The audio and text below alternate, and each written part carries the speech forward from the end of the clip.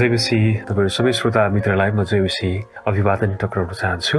आज हामीसँग एकजना विशेष व्यक्तित्व हुनुहुन्छ अनि उहाँ चाहिँ इन्डियाबाट आउनुभएको छ अनि मौकामा हामी उहाँसँग केही इन्टरभ्यू लिन गइराखेका छौँ र हाम्रो बिचमा अहिले हुनुहुन्छ परमेश्वर दास विपुल हुनुहुन्छ र हामी उहाँसँग केही समय कुराकानी गरेर बिताउनेछौँ।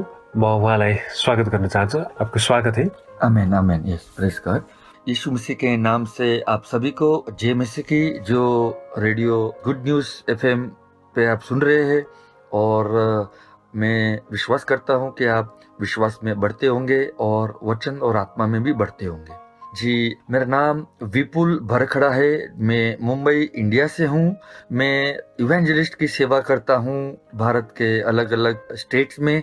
प्रभु ने बाहर गांव में भी दरवाजा खोला है, यूएई में, और प्रभु मुझे नेपाल भी लेके आए हैं ताकि मैं यहाँ पर उसका राज्य का सुसमाचार में प्रचार कर सकूं और कलेशिया में ये समझदारी आए कि परमेश्वर का राज्य क्या है।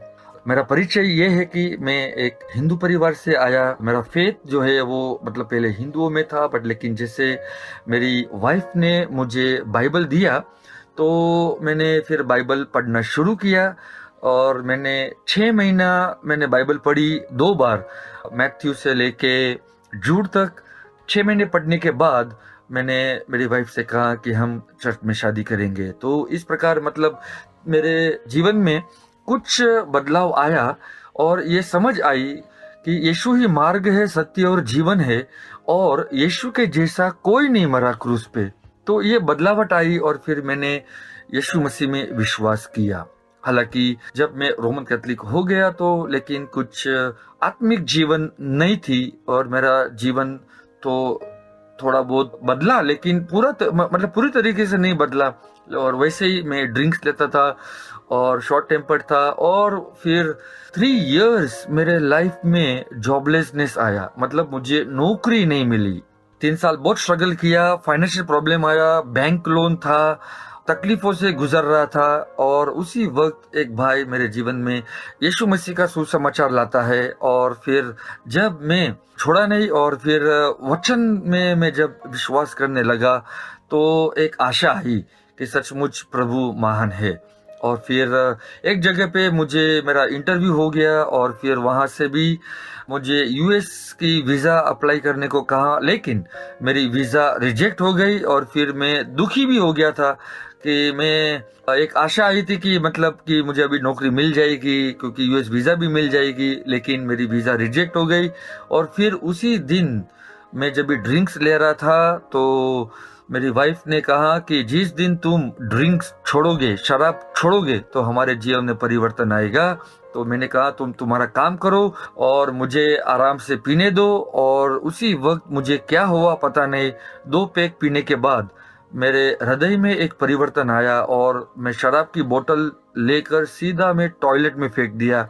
और उसी वक्त मैंने कहा यीशु मसीह, मैं अभी से पूरा विश्वास करूंगा और मैं आपके अनुसार चलूंगा।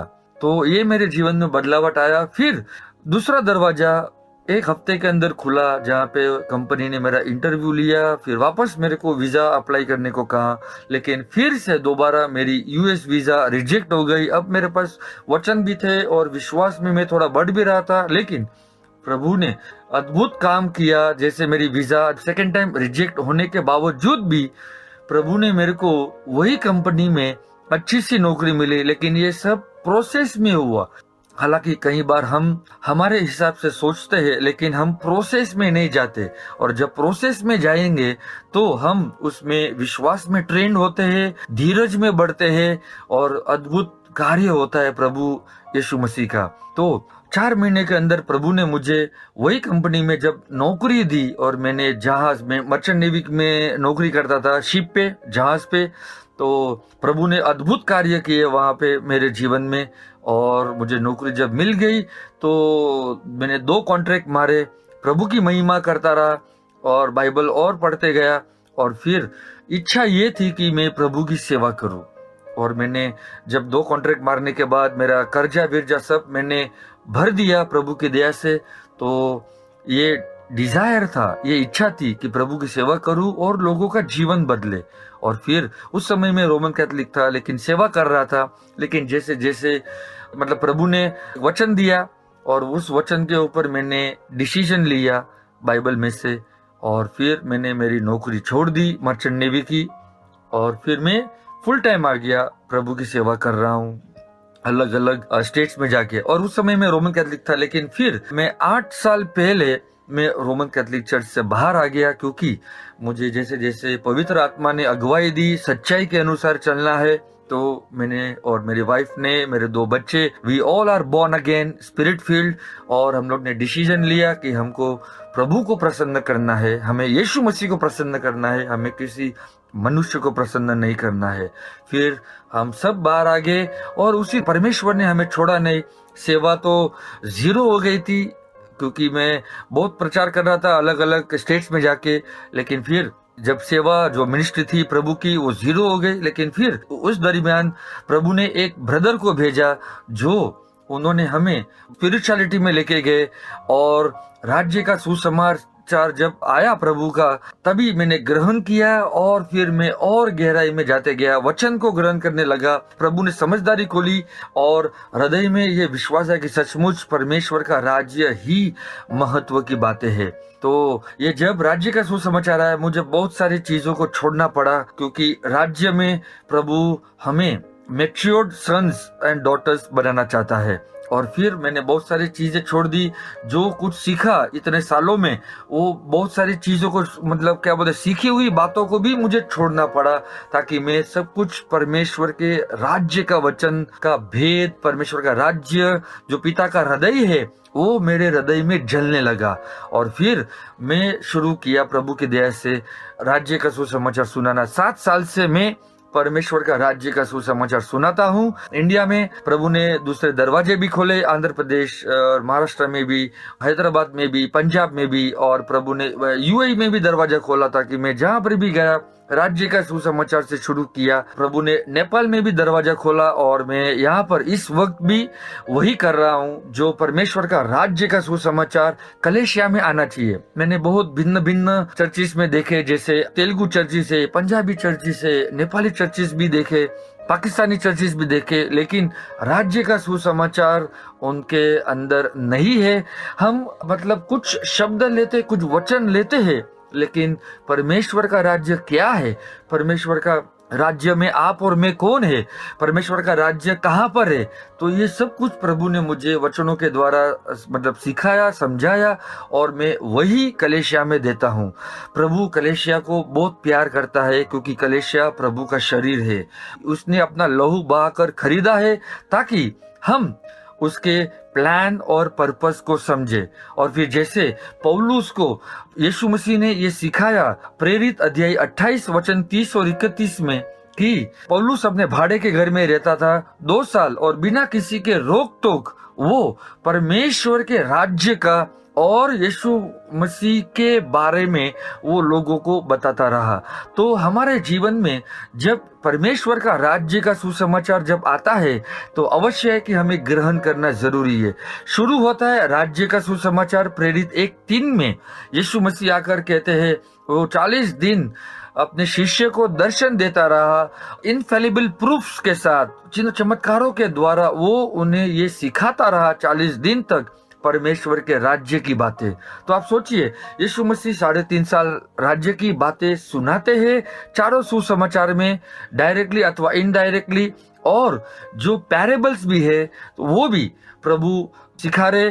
तो शुरू होता है राज्य के सुसमाचार से प्रेरित में, और खत्म भी राज्य के सुसमाचार से होता है। तो आप देखिए कि कितना महत्व की बात है राज्य का सुसमाचार जो यीशु मसीह लाते हैं। और दूसरे जो सुसमाचार हम सुनाते हैं, जैसे उद्धार का, जैसे शांति का, जैसे अनुग्रह का, तो ये सब एक भाग है। लेकिन सबसे महत्व की बात है कि राज्य का सुसमाचार हमारी कलीसिया में आनी चाहिए, ताकि हमें एक समझदारी मिले और हम मैच्योरिटी में लाए।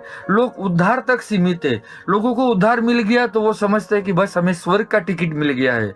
नहीं, उद्धार प्रभु देता है ताकि उद्धार से आप शिष्य बने और शिष्य बनते बनते आप पुत्रता में आप जीवे, पुत्र की समझदारी आए कि आप सचमुच परमेश्वर के पुत्र हो और पुत्री हो, तभी आप मैच्योरिटी में आते हो। और प्रभु आपको आत्मिक बातें और अधिक से अधिक सिखाना चाहते हैं ताकि आप शारीरिक ना रहे, आप फ्लैश में ना रहे, आप फ्लैश में ना समझे लेकिन आत्मा में समझे।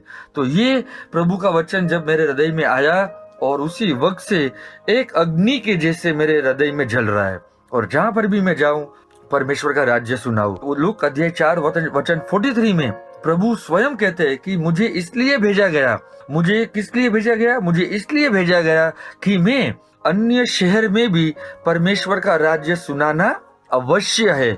आई मस्ट प्रीच, मतलब ड्यूटी नहीं है लेकिन मुझे अवश्य प्रचार करना है परमेश्वर के राज्य का सुसमाचार।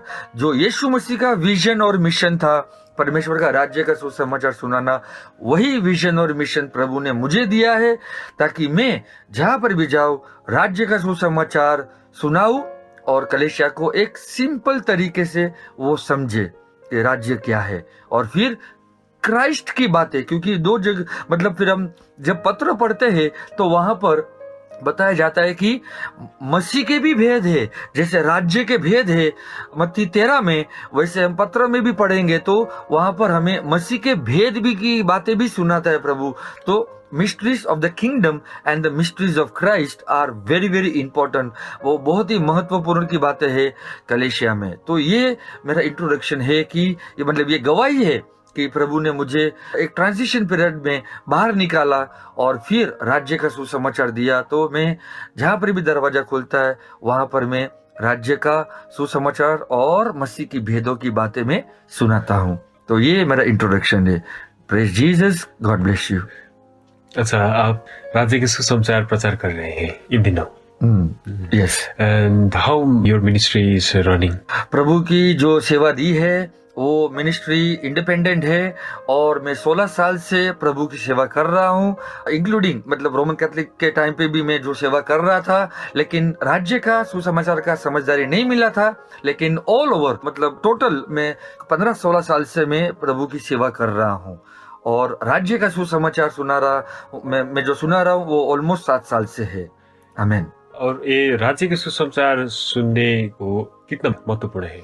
ये हर एक जन को, हर एक प्रचारक को, हर एक पासबन को, हर एक अगुवे को, हर एक कोई भी हो, चाहे अपोस्टल हो, प्रॉफिट हो, इवेंजलिस्ट, क्योंकि एफिशिएंट 4:11 में लिखा है कि जो परमेश्वर ने अनुग्रह दिया है, तो ये जो सेवा दी है वो 5-fold मिनिस्ट्री ग्रेसेस जो दिए हैं, जैसे apostle, profits, evangelist, pastors and teachers, उनका एक ही उद्देश्य है और वो कलीसिया की मजबूत करे, एडिफाई करे और उन्हें बिल्ड करे मसीह की बातों में, राज्य की बातों में।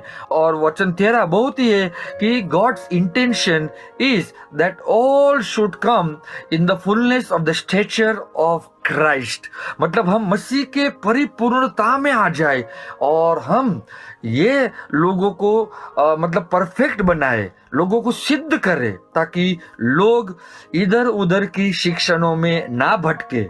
तो ये 5-fold मिनिस्ट्री ग्रेसिस है, वो बहुत ही महत्व है कलीसिया को, इसके लिए दी गई है। कोई बड़ा नहीं है, कोई छोटा नहीं है। कोई भी सेवा जो दी है प्रभु ने, वो ये ना कहे कि हमारी सेवा बड़ी है, तुम्हारी सेवा छोटी है, लेकिन हमारी सेवा इक्वल है, कलीसिया के लिए है, ताकि कलीसिया परिपूर्णता में they come into the perfect knowledge of the son of God and the unity of the faith, मतलब यीशु मसीह का जो विश्वास है वो यूनिटी में आ जाए। और क्या क्या योजना है कि पास परमेश्वर राज्य के लिए क्या क्या करना चाहते हैं? हम परमेश्वर के राज्य के लिए जहां पर भी अगर कोई दरवाजा खोलता है, हमें इनविटेशन देते हैं, तो हम जरूर आते हैं, क्योंकि हमारे साथ दूसरे 2 भाई भी है और हमने किंगडम लाइफ ट्रेनिंग सेंटर भी शुरू किया है जो 3 मंथ्स कोर्स है। मॉड्यूल 1 स्टार्ट हो चुका है, 5 नवंबर से हमने स्टार्ट किया है इंडिया में हाँ, इंडिया में, और वो भी जूम ऑनलाइन पे है अभी फिलहाल। तो अगर कोई ज्वाइन भी करना चाहता है तो ज्वाइन कर सकते हैं। फ्री नहीं है, क्योंकि फ्री रहते हैं तो कोई ज्यादा करके ज्वाइन नहीं करते, लेकिन उसका चार्जेस है इंडियन रुपीस 1800। और वो आपको अगर राज्य के विषय में और बाइबल के एकदम रेवलेशन के मतलब जरिए अगर कोई सीखना चाहता है तो वो सीख सकते हैं।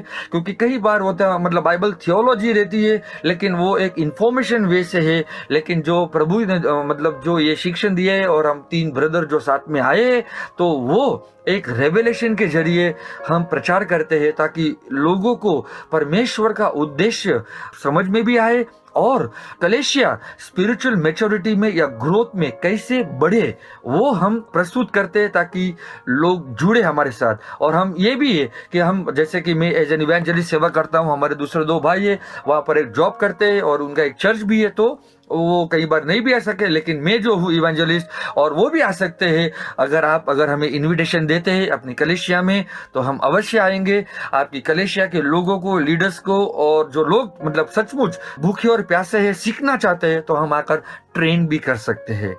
तो ये है हमारा योजना परमेश्वर के राज्य के लिए। उनको एक समझदारी आएगी, वो एक नेक्स्ट लेवल पे बढ़ेंगे, और कलेशिया की उन्नति भी होगी। क्योंकि यीशु मसीह का वचन कहता है, पहले तुम राज्य की और उसकी धार्मिकता की खोज करो, और तुम्हें जो कुछ भी चाहिए वो अवश्य मिल जाएगा। अंत में आप क्या कहना चाहती है? अंत में मैं यही कहना चाहूंगा, सारे लोग जो भी है, पासबान, प्रचारक, जो प्रभु ने आपको बुलावट दी है, मैं सारे प्रचारक को ये निवेदन करता हूँ, विनती करता हूँ प्रभु की दया से, कि राज्य का सुसमाचार कलेशिया में लाए एक समझदारी लेवल से, ताकि आप और जो प्रभु की कलेशिया भी वो उन्नति पाए, वो स्पिरिचुअल ग्रोथ आए, स्पिरिचुअल मैच्योरिटी आए। क्योंकि अगर ये मतलब राज्य का सुसमाचार नहीं आएगा, तब तक स्पिरिचुअल ग्रोथ नहीं आएगा। हम भले मतलब सालों साल से हम मिनिस्ट्री करते हैं, मैं ये नहीं कर रहा हूँ वो गलत है, वो प्रभु आपके द्वारा कार्य किया है, एक्सपीरियंस आपको मिली है। लेकिन साथ साथ अगर आप ये राज्य का सुसमाचार का इंट्रोडक्शन जो आप अपनी कलेशिया में अगर लाते हैं, तो बहुत ही अच्छी बात है। आपकी कलेशिया, आपकी नहीं सॉरी, प्रभु की जो कलेशिया है वो स्पिरिचुअल मैच्योरिटी में आएगी। और वही हम, जो मेरा हृदय जलता है मतलब परमेश्वर के राज्य का, तो आपका भी जलना चाहिए, क्योंकि प्रभु की आग राज्य का सुसमाचार में ही है। और मैं वही सारे लोगों को यही विनती करता हूँ, निवेदन करता हूँ कि आप ये राज्य का सुसमाचार कलेशिया में लाए। अगर नहीं, आप हमें कांटेक्ट भी कर सकते हैं।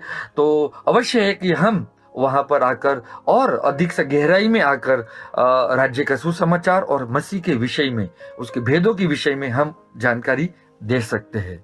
आपको बहुत बहुत धन्यवाद, हमारे पास आए और हमारे साथ अपने टेस्टिमनी बताए, और ज़्यादातर आपके मिनिस्ट्री के बारे में भी बताए। We are so much blessed.